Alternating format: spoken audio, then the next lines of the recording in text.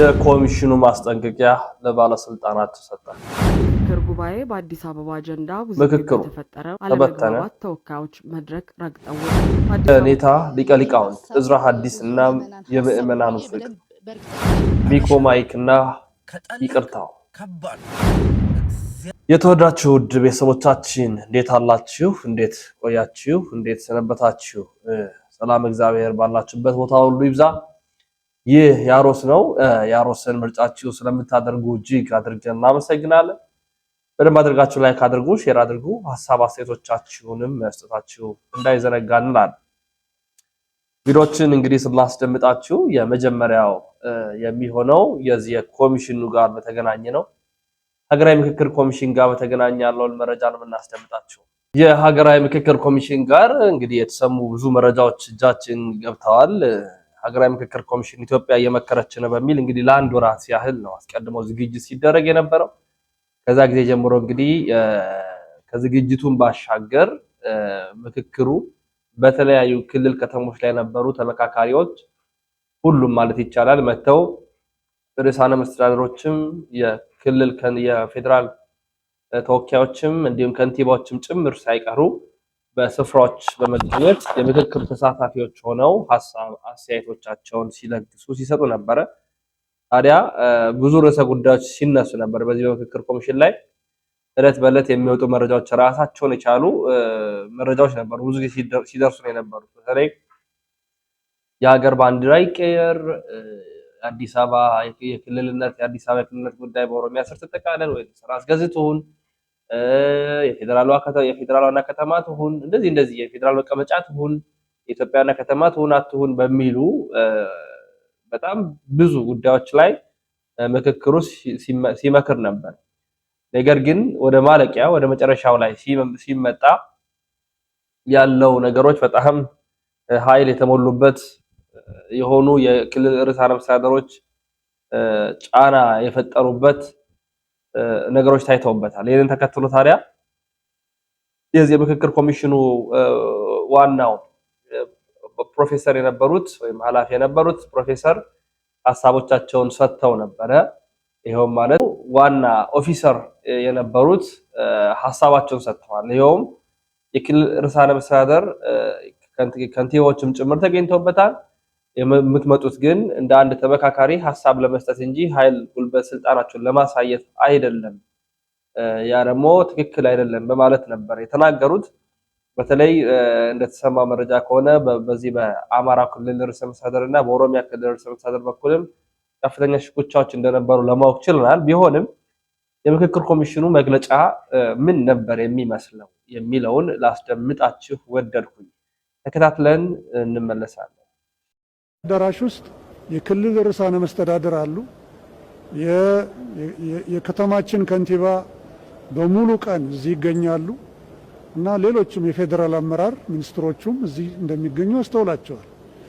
እዚህ የሚመጡ የክልል ርዕሳነ መስተዳድርም ሆነ ከንቲባዎች እንዲሁም ሚኒስትሮች እንደሌላው ተመካካሪ በትክክል ቁጭ ብለው በስነ ስርዓት እንዲመካከሩ ነው እንጂ የነሱን ስልጣን ወይም ጉልበት ሊያሳዩን አይደለም። መስተዳድሮች በዚህ በምክክር ኮሚሽኑ ላይ ያነሱት ሐሳብ ብዙሃኑን ወደ መከፋፈል እንደደረሰ ተሰምቷል። የሆነ ጉልበት ኃይል ያለበት ሐሳቦችን ጭምር ሳይነሱበት እንዳልቀረ ነው የወጡ ያሉ መረጃዎች የሚያመላክቱት። በዚሁ ላይ በተያያዘ መረጃ ምክክሩ የነበሩ ተመካካሪዎች ወይም አባላቱ አብዛኛዎቹ ትተው ስለመሄዳቸው አንድ ዘገባ ደረሰና እስኪ የዘገባውን ሐሳብ እንካተል። በብልጽግና የምክክር ጉባኤ በአዲስ አበባ አጀንዳ ውዝግብ በተፈጠረ አለመግባባት ተወካዮች መድረክ ረግጠው ወጡ። በአዲስ አበባ ከተማ የወደፊት አስተዳደራዊ ወሰንና አወቃቀር ላይ ሲካሄድ በነበረው የምክክር መድረክ ከኦሮሞ ብልጽግና ተወካዮች ውጭ ያሉ የሁሉም ብሔሮች ተወካዮች ከብልጽግና ጽሕፈት ቤት የመጣውን አዲስ የውሳኔ ሀሳብ በመቃወም መድረኩን ረግጠው መውጣታቸው ተገልጿል። ላለፉት 4 ሳምንታት ያህል ሲካሄድ በነበረው በዚህ ውይይት አዲስ አበባ ራስ ገዝ የፌዴራል አካል ራሷን የቻለች ክልል ወይም የኦሮሚያ አካል ፍቱን የሚሉ 4 ዋና አማራጮች ቀርበው ሲመክሩበት ሰንብተዋል። በዚህም አብዛኛዎቹ ተሳታፊዎች ከተማዋ የፌዴራል አካል መሆን አለባት የሚለውን ሐሳብ በከፍተኛ ድምጽ የደገፉ ሲሆን 48 አባላት ባሉት አንድ ቡድን ውስጥ 44ቱ ተወያዮች አዲስ አበባ የፌዴራል አካል እንድትሆን ሲመርጡ 4ቱ ብቻ የኦሮሚያ አካል እንድትሆን ደግፈዋል። ሆኖም ተሳታፊዎች የሰጡትን ድምጽ ወደ ጎን በመተው ላለፉት 3 ቀናት ከብልጽግና ጽሕፈት ቤት በተጻፈ ደብዳቤ መመሪያ መሰረት ላለፉት 30 ቀናት ውይይት ያልተደረገበት አዲስ አጀንዳ በግድ እንዲካተት መደረጉ ውዝግቡን አፈንድቶታል። አዲሱ መመሪያ አዲስ አበባ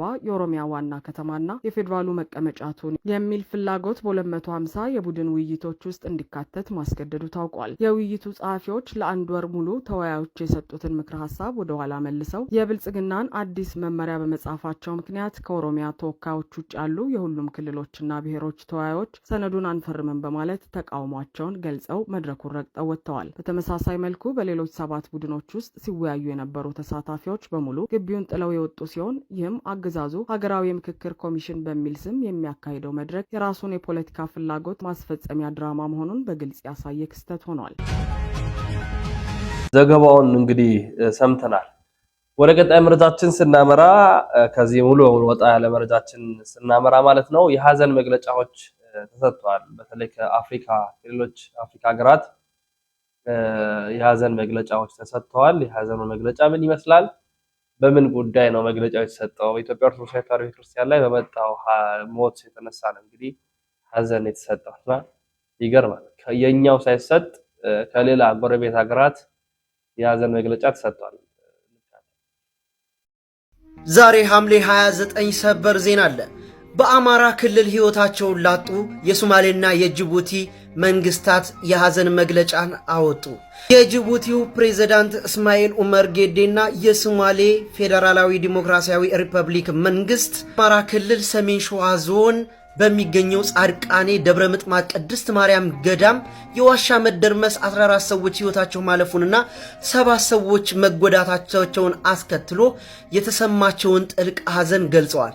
ከኢትዮጵያና ከህዝቦቿ ጋር ያላቸውን አጋርነት ገልጸው ለተጎጂዎች እርዳታን እንደሚያደርጉና የተሰማቸውን ጥልቅ ሐዘን በመግለጽ ለተጎጂ ቤተሰቦች መጽናናትን ተመኝተዋል።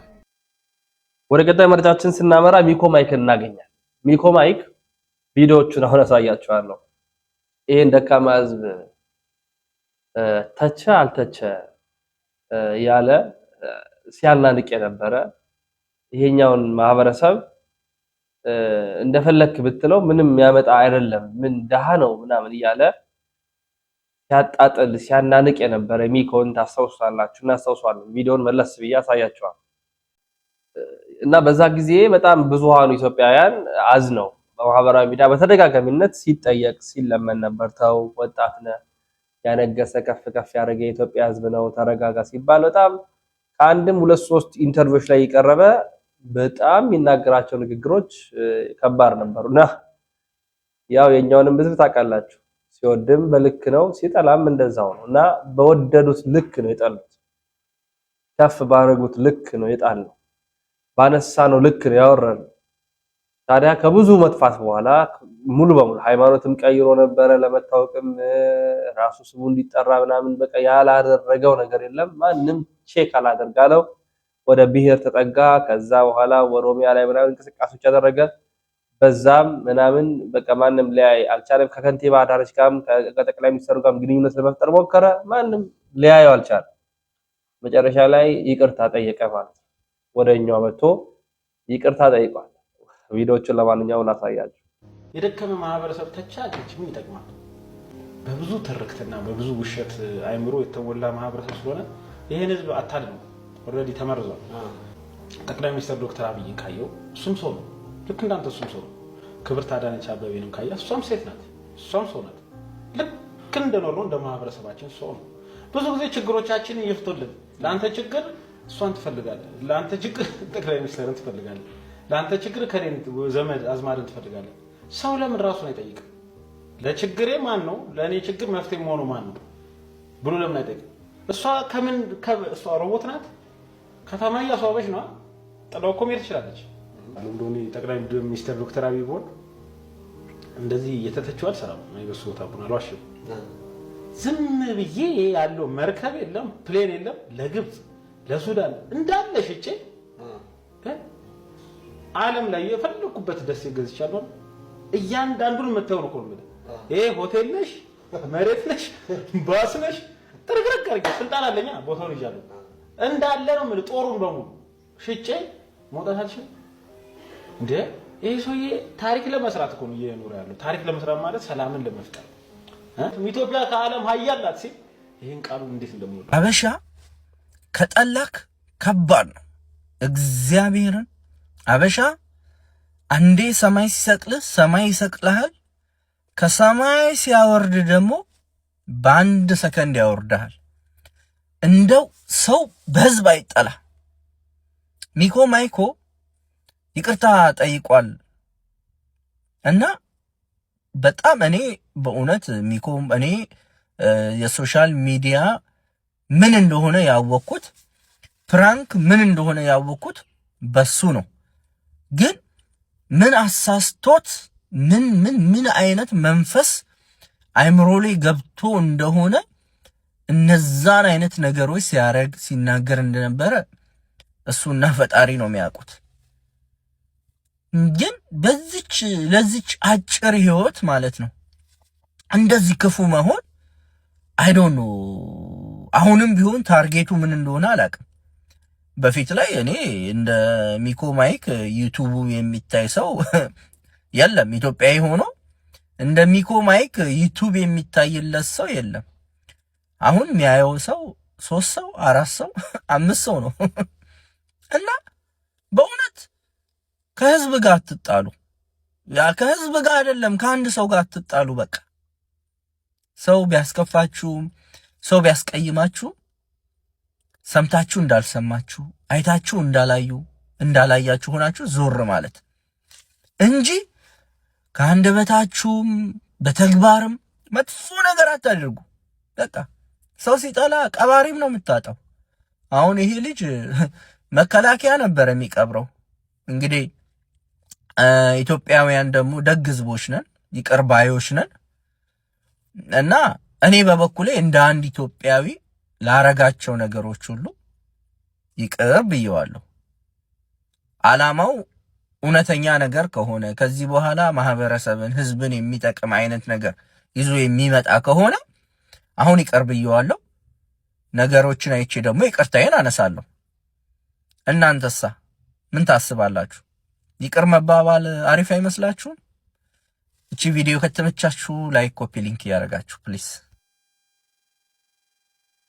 ወደ ቀጣይ መረጃ ላምራ እንግዲህ የሚኮን ጉዳይ ያ ይቅርታን ጉዳይ 2-3 ሐሳቦች ይነሳሉ አንደኛው አሁንም የቀለደብን ነው ይሰው የሚል አለ ሁለተኛ ምን ያደርጋል ከዚህ በኋላ ይቅርታ ቢጠይቅ የሚል አለ በብዛት ግን በቃ ቢያንስ ወጣት ነው የተሰማው ስሜት አንጸባረቀ ወደ ልቡ ተመለሰ ኋላ ይቅርታ ጠይቋል እውነትም ይሁን ውሸት ቢያንስ በህዝብ ፊት ቀርቦ ይቅርታ ጠይቋልና ይቅርታውን እንቀበል የሚል ሌላኛው ጎራ አለ እናንተም የራሳችሁ ሐሳቦች ይኖሯቸዋል እኔ ግን አሁን የደረሰውና ከሰሞኑ የተሰማውን ጉዳይ ላቅርብላችሁ በማለት ነው ወደ እናንተ ያመጣሁት ሌላው የኔታ ሊቀ ሊቃውንት እዝራ ሐዲስን አሳያችኋለሁ ሊቀ ሊቃውንት የኔታ እዝራ ሐዲስ ወደ ቅድስት ኢየሩሳሌም ሄደው ነበረ ወደ ታላቋ ከተማ ሄደው ለጉብኝት በረከት ለማግኘት ሄደው ነበር ለተወሰነ ያህል ጊዜ ከነበሩበት ጎንደር ራቅ ብለው ነበር ታዲያ ሲመለሱ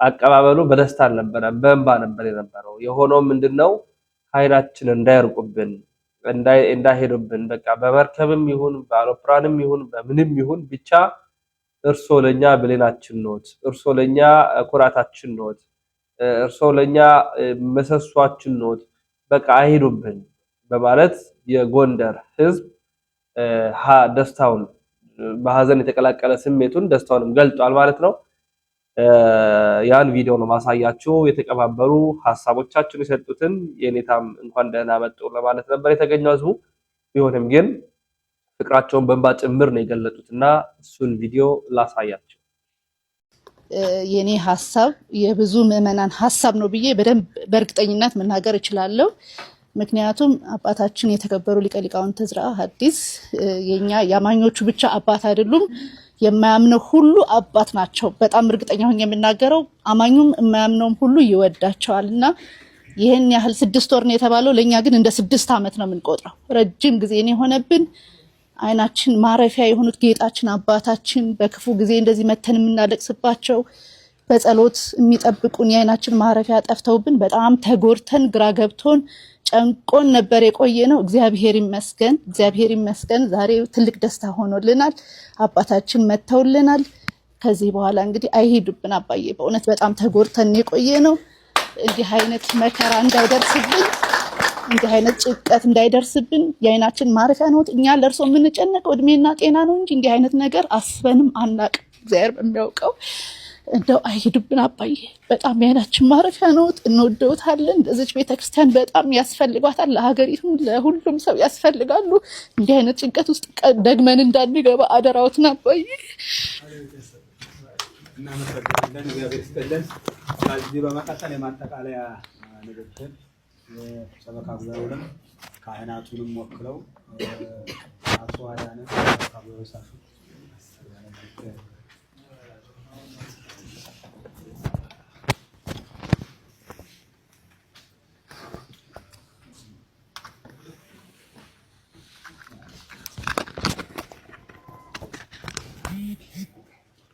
ቅዱስ አምላክ ክቡር አባታችን ሊቀ ሊቃውንት ዕዝራ አዲስ ከሁሉ አስቀድሜ እንኳን ወደሚወደው ትልቅ ቤተክርስቲያንና መንበሮት በሰላም መጡ እላለሁ። ያው እርስዎ የሄዱበት ጊዜ አካባቢው በጦርነት የታመሰበት ሁኔታ እናይ ስለነበረ እጅግ በጣም ተጨንቀን ነበርና መውጫም የማይገኝበት ሁኔታ አውሮፕላንም ይሁን መርከብ የማይንቀሳቀስበት ሁኔታ ስለነበረ በዛው ይቀሩ ይሆን የሚል የምዕመናን ከፍተኛ የሆነ ጭንቀት ነበር። እግዚአብሔር ይህን ሁሉ አሳልፎ ደግሞ ወደ ኢትዮጵያ ከገቡ በኋላ ለረዘም ያለ ጊዜ በመቆየቶት ምክንያት ምዕመናን ምናልባት በሰበካ ጉባኤውም ይሁን በቤተ ክርስቲያኑ አገልጋዮች ዘንድ ችግር ተፈጥሮ ይሆን የሚል ኃይለኛ የሆነ ጥያቄዎች ነበሩብን። እኛ ቤተ ክርስቲያናችን ሰላም ነው፣ ሰበካ ጉባኤው በሰላም ነው ሰርቶ ተግባብቶ የሚሰራ። ስለዚህ እሳቸው የተለየ ምክንያት ካለን በስተቀር በእኛ በኩል ምንም በቤተ ክርስቲያን በኩል የተፈጠረ ችግር የለም በማለት ምዕመናን ስናጽናና ቆይተናል። ምዕመናን ደግሞ በተለየ መልኩ ምናልባት በዋናው ቤተ ክህነት ለስራ ተፈልገው ለሌላ አገልግሎት ያነሱብን ይሆን የሚል ደግሞ ሌላ ስጋት የተፈጠረበት ሁኔታ ነበር የተፈጠረው። ብዙ ሰው አልቅሷል፣ አንብቷል፣ ጸልዋል። ይሄው ጸሎቱ ተሰምቶ እርስዎ ወደ መንበረ መንግስቶት ወደ መንበረ ክብሮት ስለመጡልን እጅግ በጣም ደስ ብሎናል። ወደ ቀጣይ መረጃችን ስናበራ በጣም የገዛኛ አንድ ቪዲዮ ነው ማሳያችሁ። ለዜጋ ክብር ሲኖርህ እንዴት አደርጋለህ በሚል የአንድ ሀገር ተሞክሮን አንድ ወንድማችን ሲያቀርባየው እንግዲህ ሀገራችን ላይ ለኮሪደር ልማት ተብሎ በጣም ብዙ ቤቶች ፈርሰዋል። ብዙ ቤቶች እንደፈረሱ እናውቃለን። ታዲያ የቤቱ መፍረስ ብቻ ሳይሆን ነዋሪዎቹ ከሚያውቁት ወደማያውቁበት ሰፈር ከመሃል ወደ ዳር ወደ ጥግ አንዳንዱም ደግሞ መኖሪያ እንኳን ያጣ ሁላ አለ። በፍርሃትና በስጋት ውስጥም ያሉ አሉ። ይሄ በሙሉ ኢትዮጵያ ላይ ባሉ የኮሪደር ልማቶች ላይ ይታያል። አዲስ አበባ ብቻ ነው። ያ ታዲያ በርካቶችን አሳዝኗል፣ በርካቶችን ልብ ሰብሯል። በሌላው ክፍለ ዓለም ላይ የነበረው ለዜጋቸው ክብር ሲሰጡ ግን እንዴት እንደነበረ ይሄንን የመንገድ ሲሰሩ ቤት ሲገነቡ ለልማት ሲፈለግ የሚጠቀሙበት መንገድ እንዴት አይነት ረቂቅና ድንቅ እንደሆነ ላሳያችሁ። የሰው ልጅ ሲሰለጥንና ኃላፊነት ሲሰማው ሀገር ውስጥ የሚኖረው ሕዝብ የኔ ነው ብሎ ሲያስብ አስተዳደሩ ማለት ነው መንግስቱ ሲያስብ የሚሰራውን ስራ ላሳያችሁ። እዚህ ጋር እነዚህ ፎቆች ታያላችሁ። ጥሩ ጥሩ ቢልዲንጎች ናቸው፣ ተመሳሳይ ናቸው። በዚህ ጋር አሉ። መደዳውን በዛ ድረስ ነው። ይሄ መንገድ ነው። ከመንገዱ ተሻግሮ ደግሞ እዩ በጣም የደካከሙ ልብስ ሁሉ ውጭ የሚሰጣበት እንደ ሀገራችን አንድ አይነት ነው። በቃ ሙሉን እዛ ድረስ እንደዛ ነው። ይሄኛውም ደግሞ ከመንገድ ወደዚህ እንደዚህ ነው። ተመሳሳይ ነው። የሆነ ሀብታምና ድሃ ተከፋፍሎ የሚኖርበት ነው የሚመስለው። ከአስፋልት ወደዚህ ሀብታም፣ ከአስፋልት ወደዛ ደግሞ ድሃ ነው የሚመስለው። ግን በቃ እነዚህ መታደስ አለበት፣ መለወጥ መቀየር አለበት። ስለዚህ ምንድን ነው የሚያደርገው? እነዚህን ህዝቦች የሚሰራላቸውን ህንጻ ተመልከቱ። እዚህ ጋር ይሄ ይሰራል። ከዛ በኋላ ይሄኛው ሲፈርስ ቀጥታ እዛ ነው የሚገቡት እንጂ ከዚህ ተነስተው እዛ ግብጽና ሶሪያ ጠረፍ ላይ አይቀመጡም። በቃ እዚሁ ነው የሚመለሱት። አካባቢያቸው ላይ ግን ይሄ ይሰራል። እንደዚህ እንዲህ ያለ ቢልዲንግ ይሰራል። እንደዚህ ሆነ። ከዛ እዚህ ውስጥ ይገባሉ። ከዛ ቦታውን ማልማት ከፈለግ በፈለግከው መንገድ ትቀይራለህ። ግን ቦታቸውን ሊያው የሚሰጣቸው የቤታቸውን ሳይዝ አንዳንዱ እጥፍ ነው የሚሆነው፣ አንዳንዱ ደግሞ ተጨማሪ ሩሞች ተጨምረው ነው የሚሰጣቸው ማለት ነው። እዚህ ውስጥ ይገባሉ። ከዛ በኋላ ኑሮውን ታመጣጥናለህ ማለት ነው። ደግሞ መንገድ ሲሰራ እንዴት እንደሚደረግ አሳያችኋለሁ። አሁን ቀጥሎ ጸጥ ብለህ መንገድ ላይ ስለተቀመጠ ያ ሰው ተብለህ ጠርጋ አታነሳውም። እንዴት እንደምትሰራ ደግሞ አሳያችኋለሁ። እሺ መንገድ ስትሰራና ህዝቡ የኔ ነው ኃላፊነት አለብኝ ብለህ ስታስብ ደግሞ እንደዚህ ነው የምትሰራው። እዚህ ጋር ቤቶች አሉ እንደነገርኳችሁ። እነዚህ ቤቶች አሁን ይፈርሳሉ። ሲፈርስ ግን እዚህ ውስጥ ያለው ሰው እዚህ ነው የሚገባው። መንገድ ስትሰራ የትራፊክ ፍሰቱ አይቋረጥም፣ ባለበት ይቀጥላል። እዚህ ጋር የነበሩት የህዝብ መተላለፊያዎች እነሱ እንደዚህ ይታጠራሉ፣ መንገዱ ይፈርሳል። አሁን በዚህ የባቡር መሄጃ ሊዘረጉበት ብለው ነው የሰሩት። ከዛ በኋላ ሲሰሩ የህዝቡ ኑሮ መስተጓጎል ስለሌለበት እዚህ ጋር አንድ ነጋዴ አለ፣ አሁን የሚነግድ ሱቅ ያለው ሰው አለ። ስለዚህ ለሱ ተብሎ መንገዱ እዚህ ጋር ይከፈታል። በቃ እዚህ ጋር ገብቶ ሰው እንዲገዛ ከሱ ተብሎ እዚህ ጋር ካሉት ሱቆች 2-3 ናቸው። ግን ይሄን ያህል ፕሮጀክት ይሄን የሚያክል ፕሮጀክት ይዘናል ብለው የአንድን የምስኪን ነዋሪ ኑሮ አያስተጋጉሉም። በቃ ፕሮጀክቱ ይቀጥላል። እዛ ጋር ሲደርስ ቆሟል። ከዛ በኋላ ይሄ ለሱ ተተወለት፣ ወደዛ ደግሞ ቀጥሏል። ያንን ከጨረሱ በኋላ ይሄንን ከጨረሱ በኋላ ከዛ በኋላ ወደዚህ መስራት ሲጀምሩ ደግሞ ለሱ የሆነ ወይ ያበጁለትና ከዛ በኋላ ይሄኛው ደግሞ ፈርሶ ስራ ይጀምራል። እንጂው የሚቆፈረው ከዛ ጀምሮ እንዲመደዳው መቆፈር ነበረበት። ያው ካላመናችሁ ማየት ትችላላችሁ። ጉድጓዱ እዛ ጋር ያው ተጀምሯል። ይሄንን ዘሎ ደግሞ እዛ ጋም ደግሞ ጉድጓድ ቀጥሏል። ግን ይሄንን ሰውዬ አስቀምጠውታል። ያኛውን ሲጨርሱ ለሱ ሌላ መተላለፊያ ካደረጉ በኋላ ከዛ በኋላ ይቀጥላሉ። ለአንድ ሰው ህይወት ይጨነቃሉ። ባቡር እዚህ ጋር ይዘረጋል ተብሎ የሰው ህይወት መስተጓጎል የለበትም። እንደው ካስፈለገ ባቡሩ ሌላ ቦታ ይቀይራል እንጂ የሰውን ክብር አይነኩም። እና መጀመሪያ ሰው መከበር አለበት። ከከተማው ላይ ጥርቅ አድርገህ ህዝቡን አውጥተህ ሌላ ቦታ እንደ ቆሻሻ ደፍተህ ከተማውን በአትክልት የሆነ ጫካ የምታስመስለው አንበሳ ሊኖርበት ነው። አበባም የቢራቢሮ መኖሪያ ነው። መሀል ከተማው አበባ በአበባ የሚሆነው ይሄ እዚህ ያለ ህዝብ መኖር ከፈለገ መዝናናት ከፈለገ የተዘጋጀ ብዙ መዝናኛ ቦታ አለ። አኳሪየም ምናምን የውሃ ዙ አትክልት የተለያየ ነገር ያለበት እዛ ሄደው ተዝናንተው ሲመጡ ቦታቸው ላይ ከተማቸው ላይ ይኖራሉ። ቦታ ከተገኘ መዝናኛ ይሰራል። ከሌለ ግን ግዴታ አለ። ጠባብ ነው ሀገሩ፣ ለምንም ነገር አይመችም። ስቲል ግን አቻችለው ህዝቡ እንዳይጎዳ አድርገው የሚመቸውን ነገር እየሰሩለት እብድም ያህል ከተማ ይዘ ምንም ያክል መሬት ይዘ ግን አይሮን ነው እኔ ምን አይነት ኢንጂነሪንግ እንዳለ እዛ ሀገር አክቹአሊ ኃላፊነት የማይሰማው አስተዳደር ስላለ እንጂ የእውቀት ማነስ አይደለም። እና ተመልከቱ ይሄን ገና ወደፊት ደግሞ አሳያችኋለሁ ወደዛም ደግሞ እና መጀመሪያ የሰው ልጅ ክብር ይበልጣል። የሰው ልጅ የታሪኩ መደፋት መረሳት የለበትም።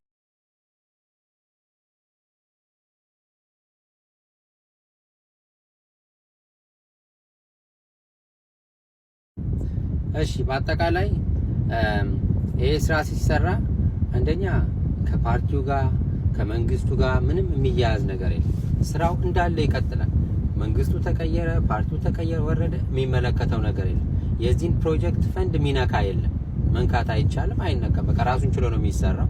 ይሄን ስለሰራ የሚመሰገን መንግስት የለም፣ የሚወቀስ መንግስት የለም። በቃ ይሄ የከተማ ልማቱ ስራ ነው። ስራው ጸጥ ብሎ ይቀጥላል እና ተሰርቶ ሲያልቅ መንግስታችን የሚል የለም፣ የሚል ህዝብ የለም። እንደዛ ይሄ እኮ ስራው ነው፣ ግዴታው ነው እና በዚህ የሚመሰገንም የለም የሚወቀስም የለም። በቃ ይሄ ራሱን ችሎ የሚቀጥል ነገር ነው። ከተማው ማደግ መልማት ምናምን አለባት የሚለው ነገር ራሱ የሚቀጥል ነገር። ፓርቲው ሲቀያየር እዚህ ያለው ሰራተኛ ይቀየር፣ ስራውን ነው የሚቀጥለው። የዚህ ፕሮጀክት አይነካም። ፕሮጀክቱን የሚያካሂዱት ኢንጂነሮች አይነኩም። እንደኛ ሀገር በአንዳችን መቃብር ላይ አንዳችን ተነስተን ካልሰራን፣ አንዳችን ያፈረስነውን አንዳችን የሰራነውን አንዳችን ካላፈረስን፣ ወይ ደግሞ እሱ ከስር ቀብረ እሱ መቃብር ላይ መንገድ ካልሰራ ማትረካበት አይነት ሲስተም የለም እዚህ። እና እስቲ ባካችሁ ከሌላ ሰው እንኳን እንማር። ብዙዎች ከኛ የሚማሩብን ሰዎች ነበር። አባቶቻችን ምጡቅ ስለነበሩ ጭንቅላታቸው ይሄ ነው የሚባል ስላልነበረ የሰውን ክብር የሰውን ማንነት የምታስተምር የሰው ልጅ የክብር መገኛ የሆነች አገር ነበረች። ዛሬ ግን እንደዚህ የሰው ልጅ ከቢምቢ ነፍስ ባልተናነሰ ሁኔታ የሚጫረስባት፣ ለሰው ክብር የማይሰጥባት፣ የራስን ፊገር መገንባት፣ ራስን እንደ ስታቹ እንደዚህ እንደ ጣዖት አቁሞ የማስመለክ አይነት ባህሪ ነው ያለ። ሞተን እንኳን እንድንመለክ የምንፈልግ አይነት አስተዳደር እንዳለ ነው የሚሰማ እና የሆነ አንዲት የማስታወቂያ ቦርድ ሰርቶ ማስመረቀው ከቦርዱ ይበልጣል። ከማስታወቂያ ቦርዱ ከተሰራበት ገንዘብ ይበልጣል እሱን ማስመረቂያ።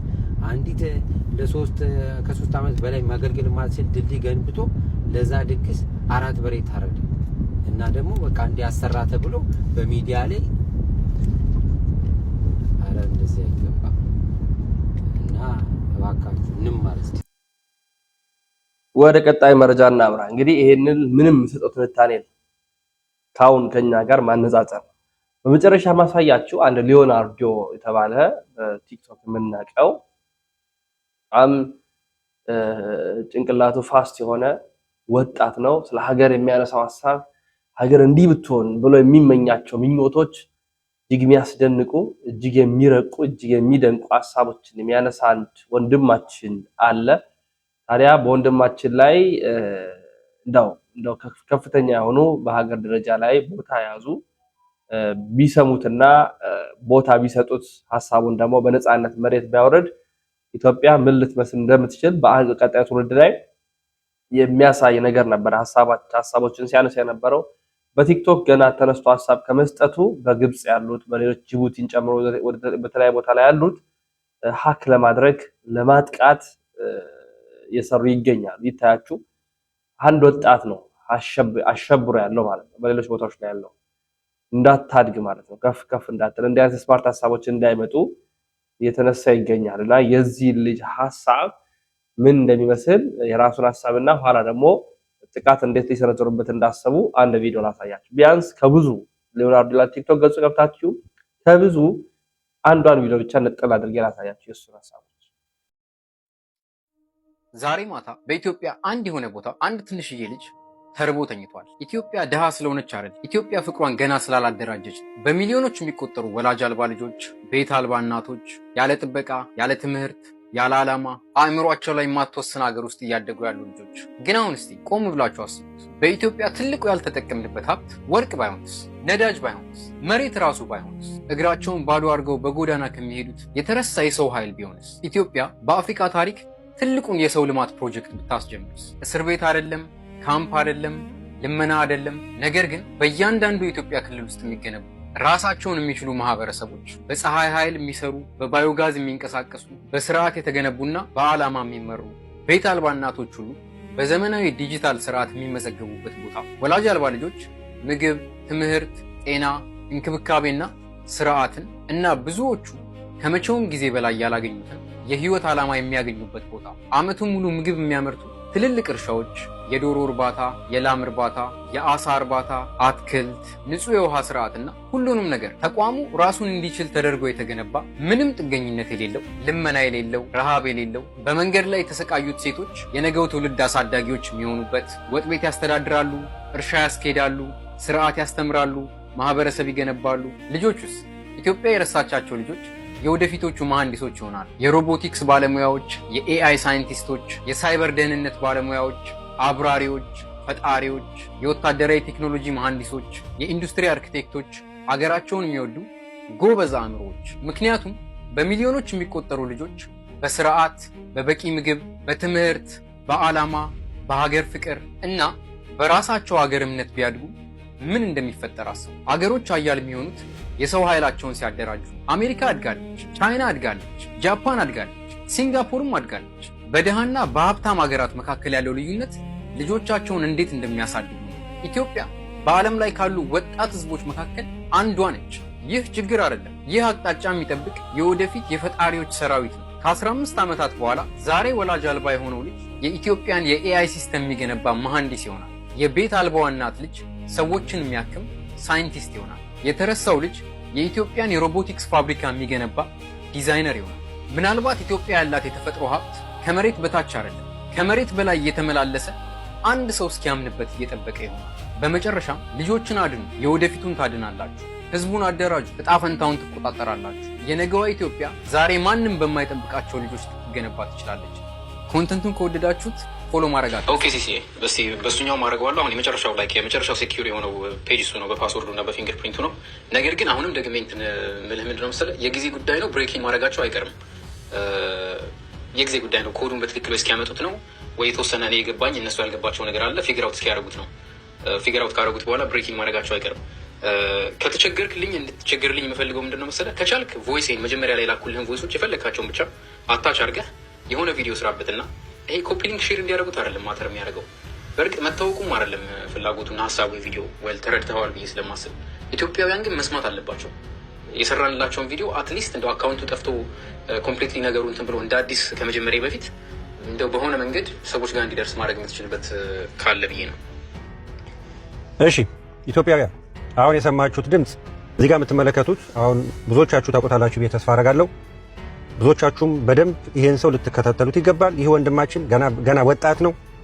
ለኢትዮጵያ ትልቁን አስተዋጽኦ እናንተ የለመድከው በሰፈር ውስጥ ትርምስ፣ በባንዲራ፣ በጨርቅ፣ በተለያዩ ጉዳዮች ነው።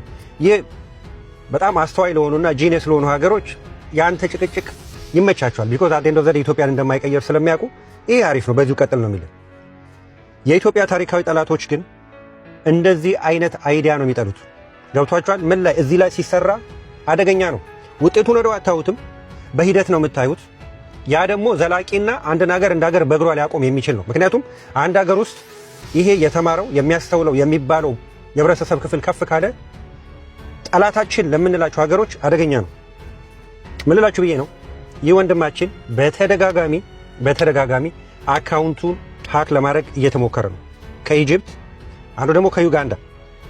ፖይንቱ ምንድን ነው? እንደምታውቁ ብዙዎቻችሁ ሰምታችሁ እንደሆነ አላቅም። ግብፅ በአሁኑ ሰዓት ግብፅ ሀገር ውስጥ የራሷን ዲፌንስ ሚኒስተር ኒው ቢልዲንግ ከአሜሪካ ፔንታገን የሚበልጥ ኦክታጎን በብላ በጣም ትልቅ የሆነ ህንፃ ሰርታለች። እዛ ህንፃ ውስጥ አየር ኃይል፣ ምድር ኃይል፣ ባህር ኃይል የሚሉ እያንዳንዱ ለአንድ ሀገር የሚያስፈልጉ የዲፌንስ ሲስተሞችን የሚያንቀሳቅሱ ኦፊሶች ኢንክሉዲንግ የሃከር ቲም ያለበት ሱፐር ፋስት ኢንተርኔት የተገጠመላቸው ትልቅ የሆነ ጽህፈት ቤት ሰርታለች። ኦኬ ግማሹ ከዛ ሊሆን ይችላል። የዚህ ልጅ አካውንት ሀክ ለማድረግ ርብርብ ላይ ናቸው። ከኔ ጋርም አንዳንድ የሀሳብ ልውውጦችን አድርገናል። በተቻለው አቅም አካውንቱን የበለጠ ሴኪዩር እንዲያደርገው የተለያዩ ቲክቶክ አዘጋጃቸው አንድ ሰው ከሌላ ቦታ ሆኖ የሌላን ሰው አካውንት ሀክ እንዳያደርግ ከሚጠቀምበት ሲስተም ውስጥ አንዱ ማኔጅ ፓስኪ የሚባል ነገር አለ፣ ወይም ቱ ዌይ ቬሪፊኬሽንስ። እሱ ማለት ምንድን ነው? ቲክቶክ ከተለያየ ዲቫይስ እንዳይገባ ራሳችሁ ከስልካችሁ ጋር ካለው ፊንገር ፕሪንት ጋር በማሳለጥ ኤክስትራ ሴኪሪቲ ኮንትሮል ማኔጅመንት ስላለው ያንን በመጠቀም የተሻለ ሴኪሪቲ እንዲጠቀም ነው የነገርኩት። ከዛ በተረፈ ግን ያንን አልፈው እንኳን ሰብረው ቢገቡ እኔ በበኩሌ እርግጠኛ ነኝ በእናንተ ፊት ነው ቃል ምገባው የራሴን አካውንት ቀጥታ እሰጠዋለሁ። ሶ አስቀድሜ እኔ ይሄን አካውንት በደዘነ ሲስተም ውስጥ ስለሆነ ያሳለፍኩት እስካሁን ማንም መጥቶ የኔን አካውንት የሚያንጎዳጉድ እስካሁን አልመጣም። ሀገር ደረጃ ሀከሮች ሲጠቀሙ ስፔሻሊ ለሃኪንግ ሲስተም የሚውሉ ሶፍትዌሮችን በመጠቀም ነው። ሶ ምን እያልኳችሁ ነው? ግቡ እናንተ እንደምታስቡት አይደለም። የእናንተ ምናልባት አይታችሁ ከሆነ አንዳንዶቻችሁ በምንም ጉዳይ የሆነ ነገር ስታደርጉ ያው እዛው ተወርቶ ያን ያውቁታል እነሱ። ይህ ልጅ የሚያነሳው አይዲያ ኦር በተመሳሳይ ሁላችንም የምናነሳው አይዲያ ለግብፅ ጥሩ ስሜት አይሰጣትም። እንዳልኳችሁ ነው። እኛ እየጮህን ያለ ነው እያንዳንድ ከአይምሮ እንድትነቃ ነው። የኢትዮጵያ ሕዝብ ደግሞ ከአይምሮ እንዲነቃ አትፈልግም ግብፅ።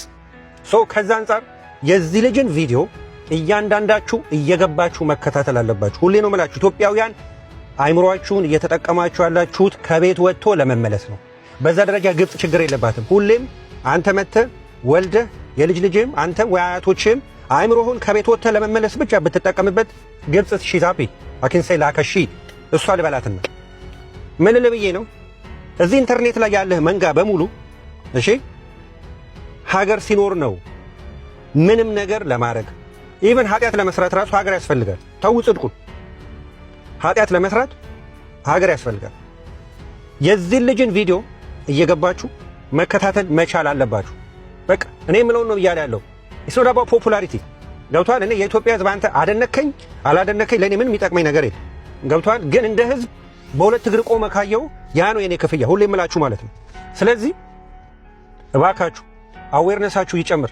ይህ ልጅ የሚናገረውን ቪዲዮ እየገባችሁ እዩ። ከእንቅልፋችሁን የሚቀሰቅሳችሁ በአይምሮ ተኝተናል። ብዙዎቻችን ሁሌ እንምላችሁ 6 ዓመት የመጣ ኢትዮጵያውያን በአይምሮ ተኝተናል። ንቁ እምላችሁ ለዛ ነው። ስለዚህ ይህ ልጅ እየፈጠረ ያለው ንቅናቄ እናንተ አልገባችሁ፣ ግብጽ ግን ታውቃለች።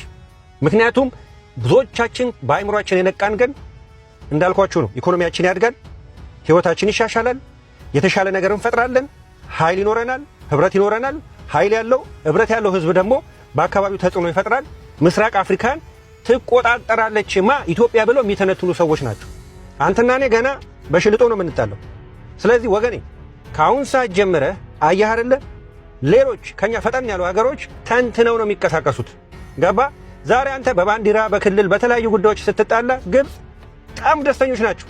ያ ነው እነሱም ላለፉት 70 እና 90 ዓመታት ሲሰሩት የነበሩትን የቤት ስራ ሪቨርስ ባክ ማድረግ የሚቻለው አይምሮ ላይ ሲሰራ ብቻ ነው። ገባ? ዳስዋይ እንጂ ይህ ሰው የሚያወራው ነገር ግብጾች በስነ ስርዓት ይገባቸዋል። ኤቭሪቲንግ ኢዝ ኤአይ ኢንቴግሬትድ። በአሁን ሰዓት እያንዳንዱ የሚያወራው እኔም ማወራው እሱም የሚያወራው ያም ያወራውን ይተነተናል። የማን ሐሳብ ነው አደገኛ፣ የማን ሐሳብ ነው በሂደት ኢትዮጵያን ከህመሟ ሊፈውሳት የሚችለው የሚለውን ያውቁታል እነሱ።